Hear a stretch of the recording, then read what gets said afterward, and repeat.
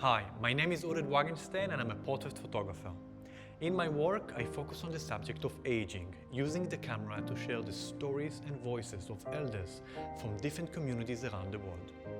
And today, I'm going to share with you a few essential tips on portrait photography and on how to build a meaningful relationship with the people you photograph. But first, I would like you to meet Taka. He lives in northern Siberia. To meet him, I had to travel 60 hours by train, followed by a bone-breaking sledge ride across the Siberian tundra. When I finally met him, he asked me one thing. If you have asthma and you are a vegetarian, what are you doing here? That was an excellent question, and the answer is because of the camera. For the past decade, the camera is taking me to incredible places, but the most significant thing that I've gained are the hundreds of people that I've met and the friendships that we have created.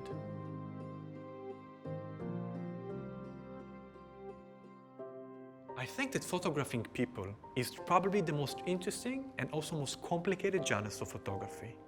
Interesting because there are endless possibilities, endless stories you can share, but complicated because it is not easy. I know many who struggle with the concept of photographing people, especially strangers. I know, because I struggle with it myself. And I used to tell myself stories about shooting from a distance to keep the authenticity of the moment. But it was just an excuse that allowed me to remain in the comfort zone of not approaching. I was worried to hurt someone. I was worried to get hurt. But at some point I've realized that if you approach with a smile and respect, the worst thing that can happen is getting a no. And I understood that this refusal won't hurt me.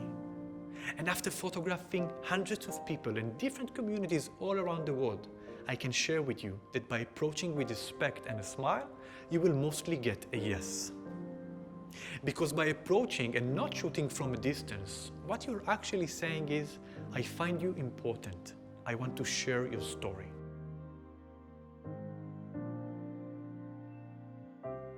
Now, after we have discussed the importance of overcoming your fear of approaching, let us take it to the next level. Many of my students share with me that when they've tried this approach, they've lost the authenticity of the moment.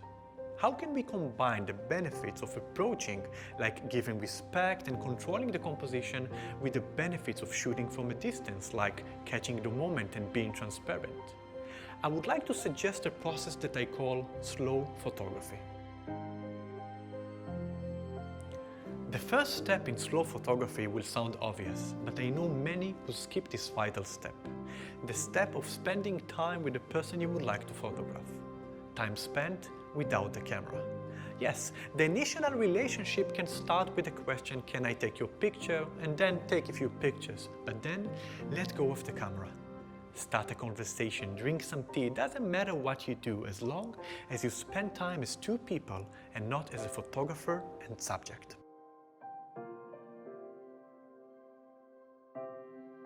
You probably heard it before. A good portrait is a storytelling portrait. But how to tell a story in a portrait, and the story of who? I think that the best portrait is a combination between your story and the way you see the world with the story of the person you're photographing.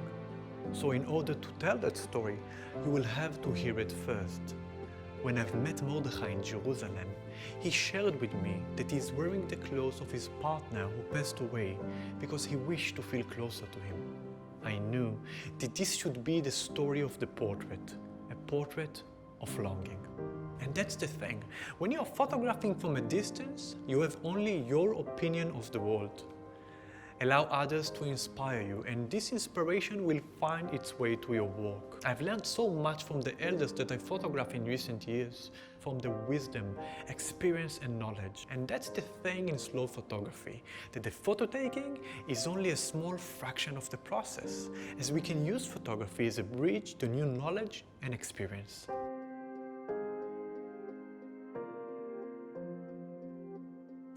Make the photo taking a mutual process. For example, you can ask, is there any location special to you that you would like me to photograph you there?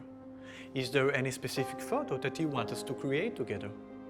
When I was asking Pudani if she could bring a precious item from her past, she brought this beautiful hat which you can see in her portrait. By making it a mutual process, you will not only allow the person in front of you to feel more relaxed, but it can lead you to a fantastic image. After we have discussed the importance of conversation, now let us talk about the importance of silence. The question of when and how to go back to taking pictures in the process is critical. You can start incorporate photography into the conversation. You can put the camera on a tripod, and with the release cable you can take pictures while standing beside the camera and not behind it. But I'm using a different approach. When I feel that the time is right, and it can be after a few minutes, hours, or even weeks, depending on the person in front of me, I will say thank you for sharing your story with me. I will take out the camera, will put it in front of my face, and I will turn silent. There's something magical about this moment of silence after a meaningful conversation. Don't feel the need to fill the space with more words. In this moment, I'm inviting the person in front of me to go back to the usual self.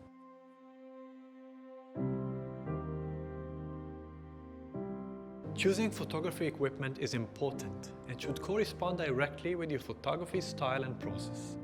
When it comes to choosing my own gear, my first priority is to use the gear that will allow me to focus on the storytelling. I've been working with Canon since my first camera, and today I use the 5D Mark IV with a lens of 24-70mm f2.8 Mark II. A lens I've been using as my single lens for almost a decade now, allowing it to become a part of the way I see. I use this set because it supports the way I work.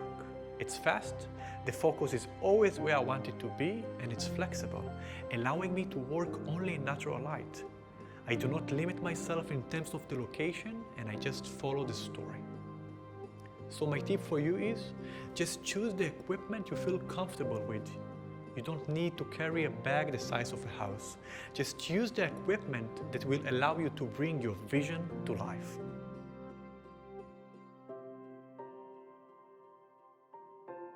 A great thing you can do is to send the people you have photographed their printed portrait.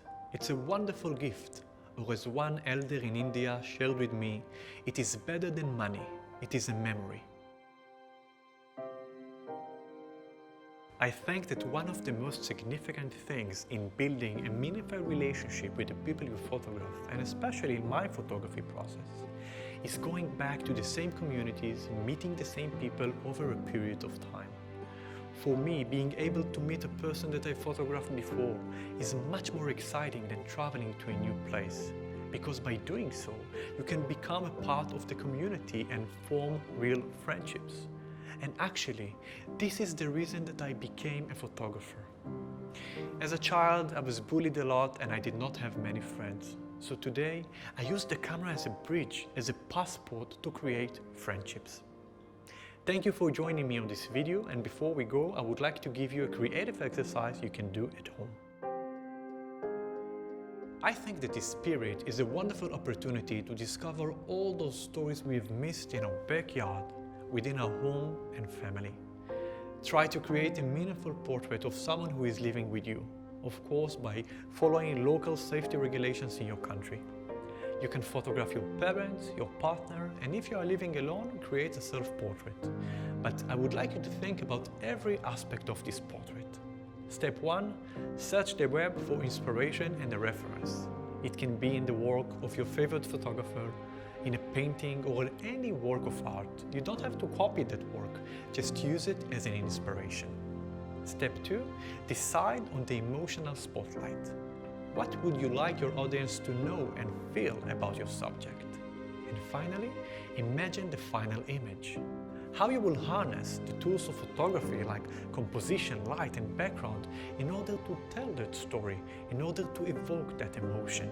Sure, traveling to new places is fun, I miss that too, but you may discover that the most meaningful story was always there, waiting to be discovered. Thank you for joining me on this video. Make sure to tag us as we would love to see your work. Till next time, thank you and goodbye.